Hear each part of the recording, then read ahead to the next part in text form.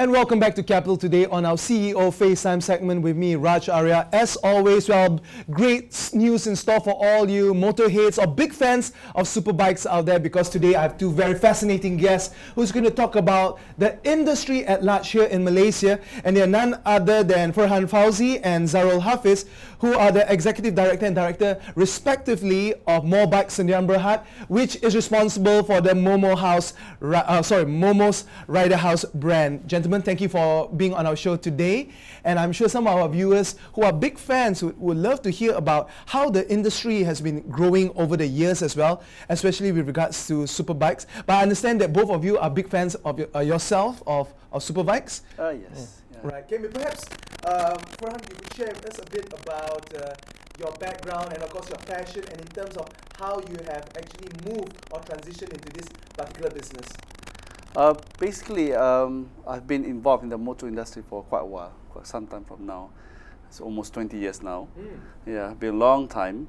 I started in the car industry, in the car business, since '97.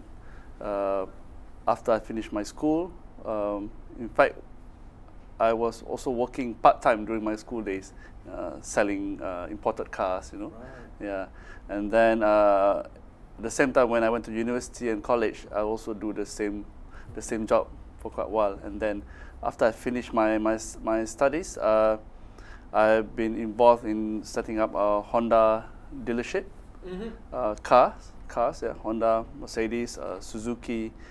So I used to work with the basically the principal of the brand. So I got a lot of experience from there. Right. And also I am a petrol head. You know, I like motor racing, motorsports, you know, anything with engines. And then since last year, I had this idea of owning a motorcycle shop, selling superbikes, you know, scooters, and the accessories that comes with it. So since beginning of 2012, I believe the Ministry of Industry and Trade (MITI) has liberalized the motorcycle market by the introduction of used imported permits to bring in used motorcycles from abroad. Right. Yeah. So from there on, I think maybe it's the right time to venture into the market. Right. Of course, we know there's plenty of motorcycle shops been around for many years. You know, they are big names in the market for a long time. Right. For us, we are a new player. But apart from that, I have prior experience before this.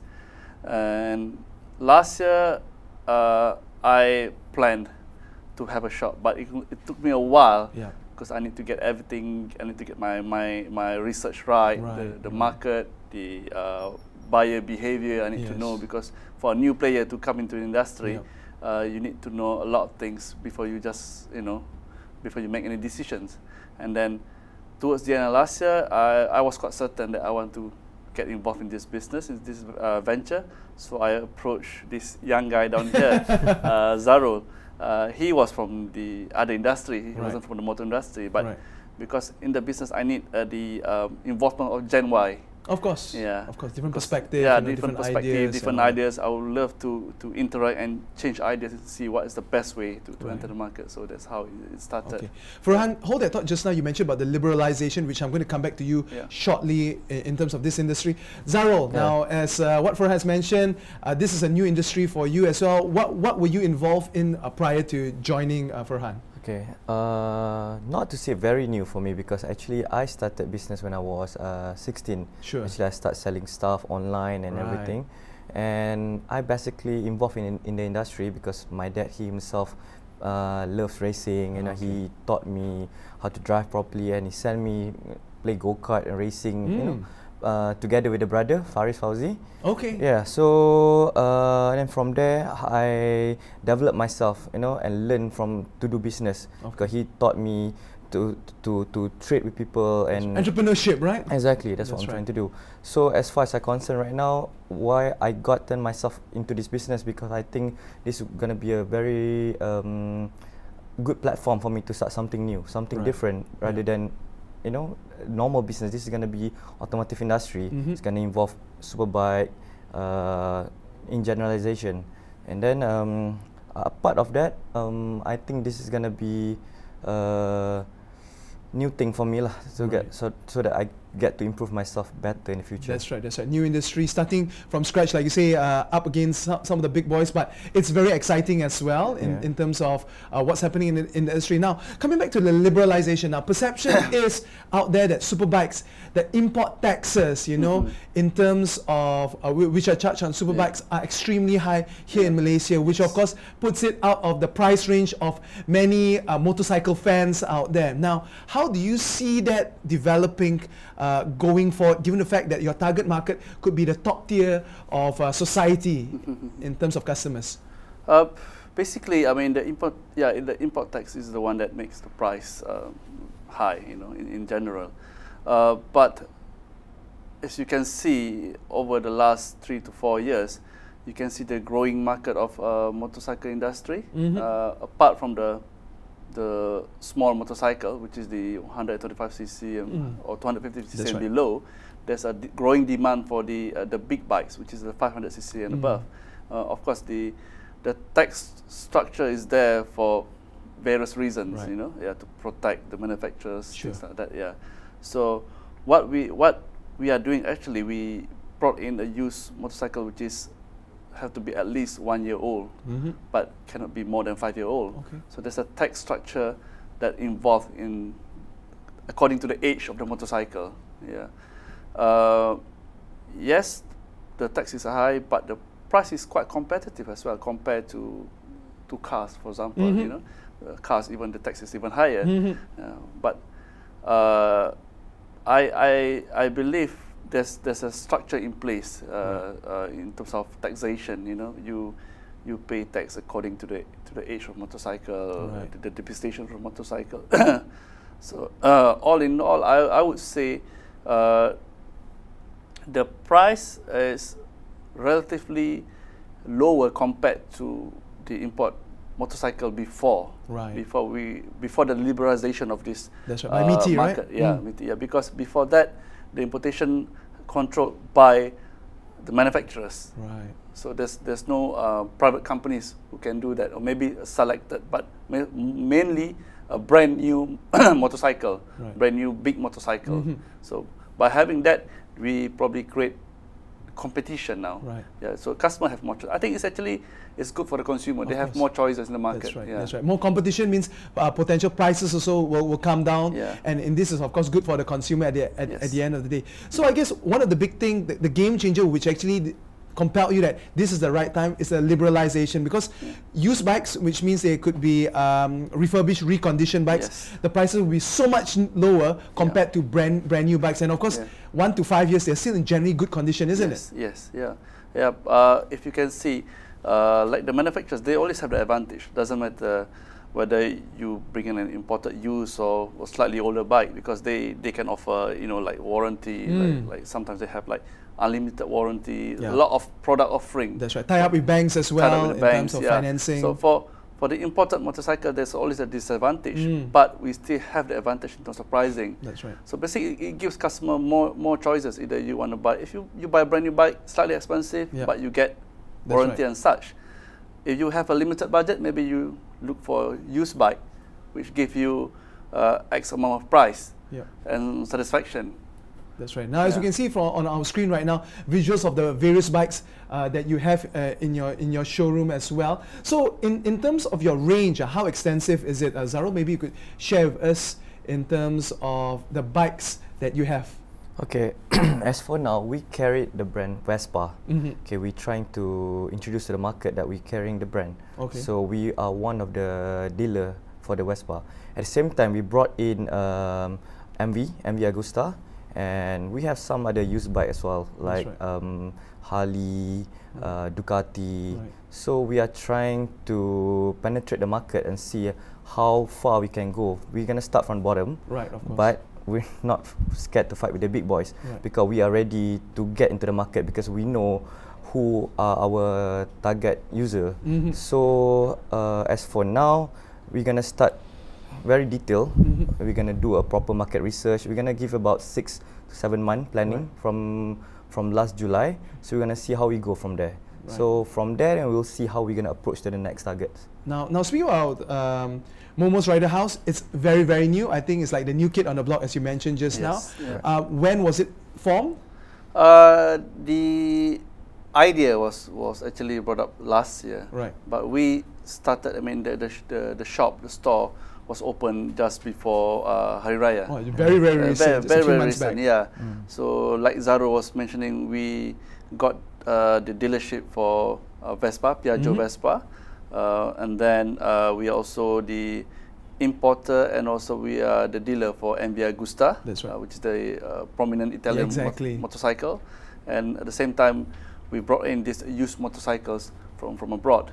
So we have a variety range of motorcycles to offer.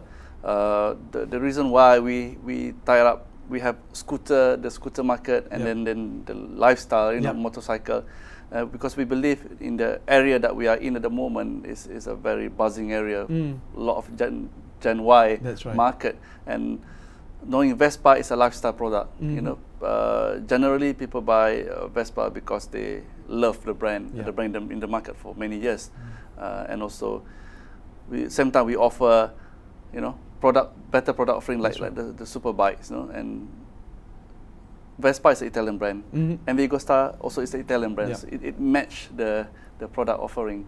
That's right. Makes sense. You can target a wider audience as well.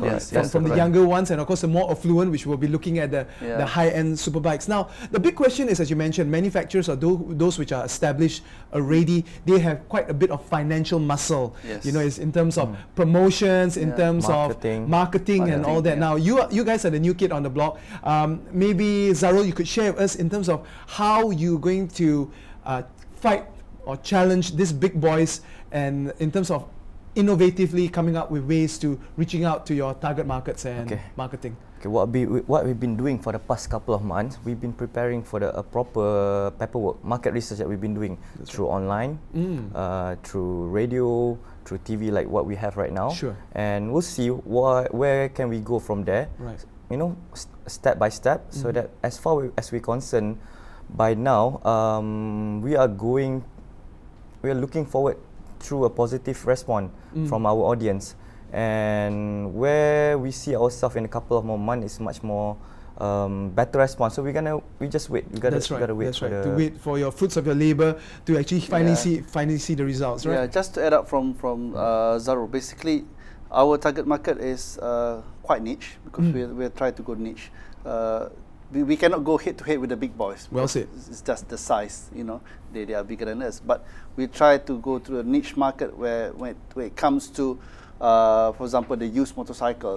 We try to offer a motorcycle which basically maybe, you know, special edition or limited edition, something that not out of the norm, you know, something that is not available in the market. So we try to go towards that approach, because we believe the market, especially the Malaysians, we like something different. We like to be different from from everybody. That's right. Of course, that makes a lot of sense with regards to that. And of course, you have been up and running for the last couple of months already. How has it been so far till date? I would say I was actually surprised with the response. I didn't expect the response to be really positive in the beginning. Normally, when you open the business, the first 3 months or 6 months, it's a very slow process. It's a slow process. You have to be patient. You have to struggle, things like that. But the first, especially the first 2 months, been the second month now, I can see a lot of positive response. You know, people coming to the showroom. That's right. And the interest is there, right? The interest is there, because nowadays to get walk-ins, it's not easy. You have to do all sort of marketing for people to come to your showroom. But since the day we opened the door, we got a lot of people that coming in and asking, and then some of them sign up. You know, so I would say that it's a positive response, and plus the location that we are in, it's a buzzing location at the moment. There's so many people live in this area, and because of the surrounding at the moment, you can see a lot of construction going on with the LRT and everything. For the next 2 or 3 years, you know, people still need motorcycle, and people buy a motorcycle for various reasons, maybe That's for another mode of transport, alternative mode of transport, or they just maybe lifestyle, weekend riding, you know. Weekend riding, you That's know, right. or they're just fed up with the petrol price. True. Yeah. So they are the area itself actually give a lot of advantage to the business. Yeah. Now you mentioned a lot, of course, as we all say, location is so crucial in terms of doing business. Where are you located? We are located basically in New Damansara. Well, just around the corner. Just around the corner. Just around the corner. Before we took the lease of the building, we were thinking about whether is this possible? Would this place be a lot of traffic? Which is so important. Traffic, and fair enough. After a few months, suddenly this area becomes busy. So we are quite happy where we are at the moment. That's right. It looks like big things are in store. Now, moving forward, you have already mentioned a couple of brands just now, which are global, internationally recognized brands as well. More focused, like for example, Harley from the States, and of course, the Ducatis and all that from Italy, Vespa as well. What other brands are you considering in the pipeline, perhaps from other parts of the world, like Japan and all that? Is that under consideration? I have one or two brands that I have in mind that I've been working. I think this is probably for long-term planning, but for time being, for the near future, we are looking to build the brand that we have with us. Consolidate the current brands. Yeah, consolidate the current brand, because we believe there's a lot of potential there. That's right. That we think that we can grow from there. That's right. Yeah. Fair enough. Now, Zarul, Farhan has mentioned that you coming in gives a different perspective, from a different generation, the desires, the needs, the wants and all that. How do you feel about motorcycles among the younger generation right now?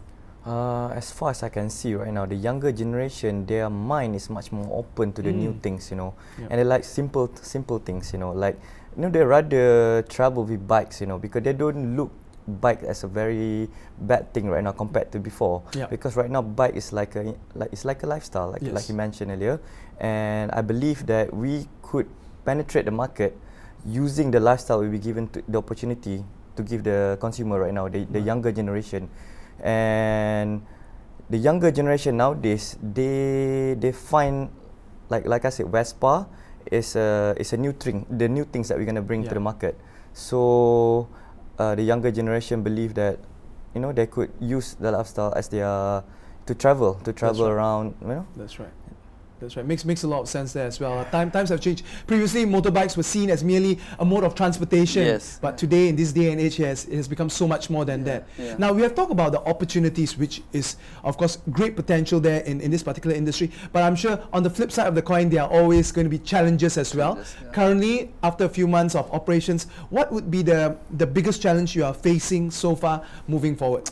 At the moment, I believe the market is there. It's just that the financial institution, the finance companies, they are taking a bit conservative approach in giving financing to the end user. So the process takes longer than the usual. And it's much stricter now? It's much stricter, and then it's just not giving the what do you call it, the response that we are expecting actually.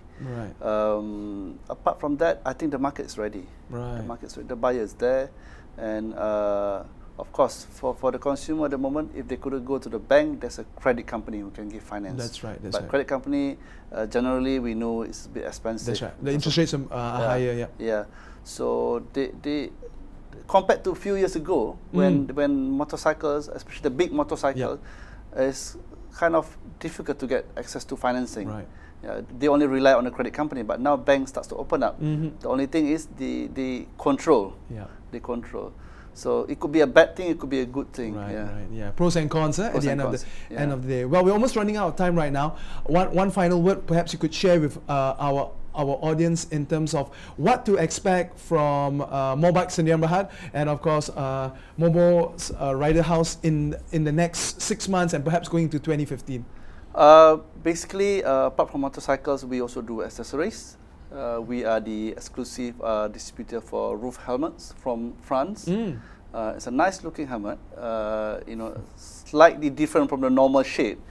You can see a lot of sort of like a futuristic shape.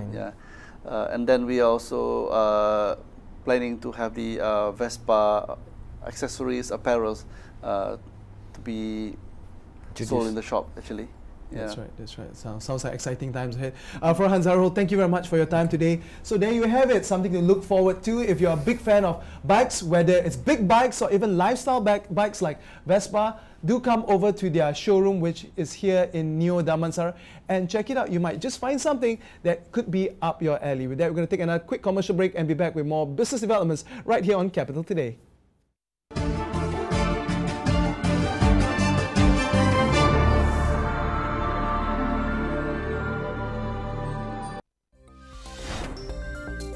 Stay tuned as Corporate Profile looks into Felda Global Ventures, coming up next.